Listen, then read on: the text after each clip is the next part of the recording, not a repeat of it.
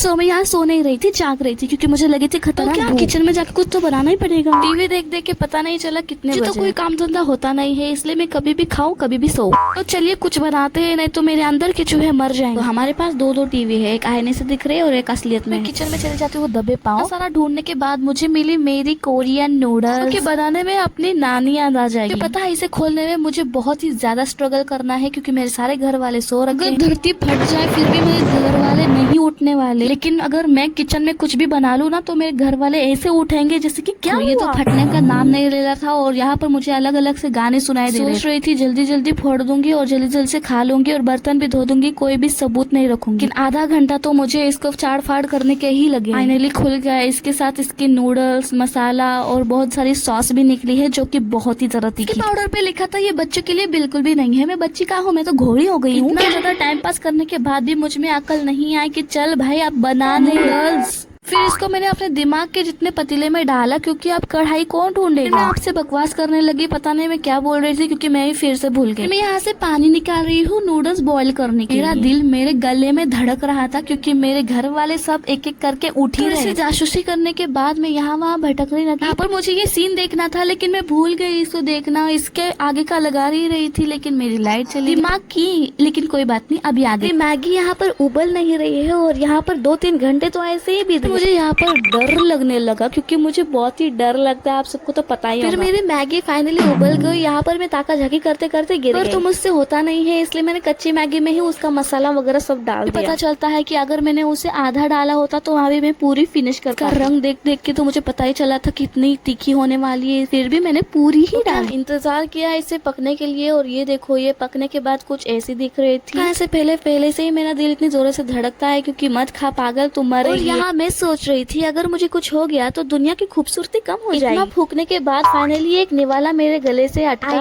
गटका। और ये इतना गंदा लग रहा था, यानी कि अच्छा था लेकिन मेरे स्पाइसी लेवल बहुत ही ज्यादा कम है इसलिए मुझे ये हद से ज्यादा तीखा लग रहा था। मैं नहीं ले सकती इसलिए मैं टीवी देखने लगी और टीवी देखते देखते आप देख सकते हो कितने बजे। और यहाँ पे बुलकियाँ खाते खाते मैं यहाँ पे सो ही जाते हैं। वैसे भी चूही तो अभी मर ही गए। चलो